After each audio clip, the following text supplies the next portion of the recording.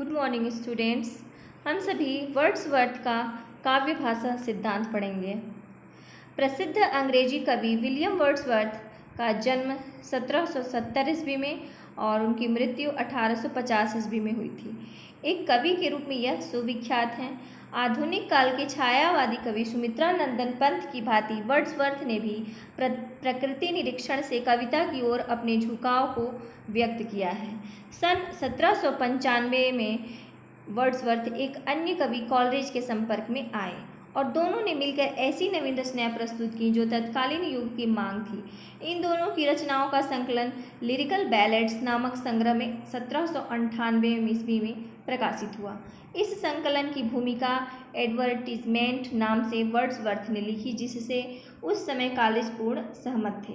इस भूमिका ने इस संग्रह में संकलित कविताओं की विषय वस्तु और काव्य भाषा पर विस्तार से प्रकाश डाला गया था, जिसकी तीखी आलोचना नव अभिजात्यवादी आलोचकों ने की। सन 1800 ईस्वी में लिरिकल बैलेड्स का दूसरा संस्करण प्रकाशित हुआ, जिसमें वर्ड्सवर्थ ने एक लंबी भूमिका प्रीफेस टू लिरिकल बैलेड्स नाम से जोड़ी, जिसमें उन्होंने अपने आलोचकों द्वारा उठाए गए प्रश्नों शंकाओं का सटीक उत्तर दिया। अगले संस्करण में पुनः इस भूमिका में कुछ और जोड़ा गया। इस प्रकार 1815 ईस्वी तक उक्त संकलन के 4 संस्करण प्रकाशित हुए। यद्यपि वर्ड्सवर्थ द्वारा काव्य वस्तु एवं काव्य भाषा पर व्यक्त किए गए विचारों से कॉलरिज प्रारंभ में पूर्ण सहमत था, किंतु कालांतर में उसने 1817 ईस्वी में अपनी पुस्तक बायोग्राफिया लिटरेरिया में वर्ड्सवर्थ के विचारों का खंडन किया। भले ही कॉलरिज एवं अन्य आलोचकों ने वर्ड्सवर्थ के काव्य भाषा संबंधी विचारों से असहमति व्यक्त की हो, किंतु अंग्रेजी समीक्षा में वर्ड्सवर्थ के लिरिकल बैलेड्स की भूमिका का महत्वपूर्ण स्थान है। वस्तुतः इस भूमिका में काव्य की विषय वस्तु एवं काव्य भाषा पर जो विचार व्यक्त किए गए हैं वे सर्वथा नवीन एवं मौलिक थे तथा इन विचारों से परंपरागत आधार को धक्का पहुंचाया। उन्होंने कवि कविता काव्य की विषय वस्तु काव्य प्रयोजन काव्य भाषा पर विस्तृत विवेचन करते हुए नवीन विचार प्रस्तुत किए। इनमें से काव्य भाषा पर व्यक्त उनके विचार सर्वाधिक महत्वपूर्ण हैं। इन विचारों को हम निम्न बिंदुओं में भली प्रकार समझ सकते हैं। वर्ड्सवर्थ ने परंपरागत काव्य भाषा एवं काव्य शैली का तीव्र विरोध किया। वर्ड्सवर्थ ने कविता के लिए स्वाभाविक एवं प्रकृत भाषा का जोरदार समर्थन किया। वर्ड्सवर्थ कृत्रिमता के स्थान पर सरलता की शैलीगत सौंदर्य मानते हैं। उन्होंने कृत्रिम भाषा को त्याग कर सरल भाषा पर बल दिया। उनसे पूर्व कवियों ने भाषा को अस्वाभाविक बोझिल आडंबरपूर्ण एवं कृत्रिम बना दिया था, जिसका पुरजोर विरोध वर्ड्सवर्थ ने किया। वर्ड्सवर्थ ने काव्य की विषय वस्तु के लिए जिस प्रकार ग्रामीण जीवन का समर्थन किया, उसी प्रकार ग्रामीण जीवन की दैनिक बोलचाल की भाषा काव्य में प्रयोग करने का समर्थन किया। वर्ड्सवर्थ ने गद्य और पद्य में समान भाषा के प्रयोग की वकालत की। वर्ड्सवर्थ कविता को spontaneous overflow of powerful feelings अर्थात प्रबल भावों वेगों का स्वच्छंद प्रवाह मानते हैं। प्रबल भावों की भाषा स्वतः ही भव्य सजीव एवं चित्रात्मक होगी। वर्ड्सवर्थ की धारणा थी कि निम्न श्रेणियों के कवियों की देन है।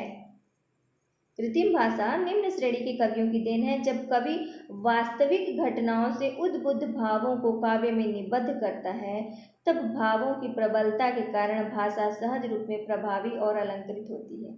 जब कोई कवि यश की कामना से काव्य रचना करता है, तब भाषा में आडंबर, कृत्रिमता, समास, अलंकार, जटिलता, उक्ति, वैचित्र्य आदि का समावेश होता है। यह भाषा सहज नहीं होती, अतः काव्य के लिए इसे वर्ड्सवर्थ अनुपयुक्त बताते हैं। वर्ड्सवर्थ यद्यपि छंद को कविता के लिए अनिवार्य नहीं मानते, तथापि छंद की महत्ता एवं शक्ति को स्वीकार करते हैं। वर्ड्सवर्थ के भाषा संबंधी विचारों की आलोचना। कॉलरिज ने अपने ग्रंथ बायोग्राफिया लिटरेरिया में वर्ड्सवर्थ की विचारधारा की आलोचना करते हुए जो तर्क दिए हैं वे इस प्रकार हैं। कॉलरिज के अनुसार ग्रामीण भाषा की शब्दावली अपर्याप्त और काम चलाऊ होती है। उसमें काव्य की गहन, सूक्ष्म एवं विविध अनुभूतियों को व्यक्त कर सकने की क्षमता नहीं होती। वर्ड्सवर्थ काव्य में उस भाषा के प्रयोग पर बल देते हैं जो मनुष्यों की वास्तविक भाषा है। अर्थात वे कृत्रिमता से बचने की बात करते हैं, किंतु काल्ड्रिज का मत है कि प्रत्येक मनुष्य की भाषा उसके ज्ञान, क्रिया, संवेदना, शिक्षा के स्तर आदि के कारण भिन्न भिन्न प्रकार की होती है। अतः काव्य भाषा में स्वाभाविक भाषा का प्रयोग न होकर उस भाषा का प्रयोग होता है जो संस्कार रूप में कवि के मन पर अपना प्रभाव डाले रहती है। वर्ड्सवर्थ का यह भी कहना था कि ग्रामीण भाषा के दोषों को दूर करके उसमें से उन शब्दों को निकाल देना चाहिए जो अरुचि और जुगुप्सा उत्पन्न करने वाले हों। इस संबंध में काल्ड्रिज का कथन है कि जब ग्रामीण भाषा को दोषों से मुक्त करके परिष्कृत कर लिया गया हो तो वह ग्रामीण भाषा कहाँ रहती है। काल्ड्रिज यह भी मानता है कि भावों के प्रबल आवेग की दशा में या तीव्र अनुभूति की दशा में वे ही शब्द कवि को सूझते हैं जो पहले से मन में विद्यमान हैं। काल्ड्रिज ने गद्य पद्य की भाषा की एक रूपता का भी विरोध किया। उनके अनुसार कोई शब्द या शब्द क्रम केवल गद्य के लिए होता है तो कोई पद्य के लिए, इसलिए गद्य और पद्य की भाषा में अभेद स्वीकार्य नहीं है। उक्त विवेचन के आधार पर यह कहा जा सकता है कि वर्ड्सवर्थ की काव्य भाषा संबंधी विचार निश्चित ही मौलिक एवं नवीन है। वस्तुतः वह काव्य में आडंबरपूर्ण भाषा का विरोधी था और सरल सहज ग्रामीण भाषा का पक्षधर जो अकृत्रिम एवं प्रकृत होती है।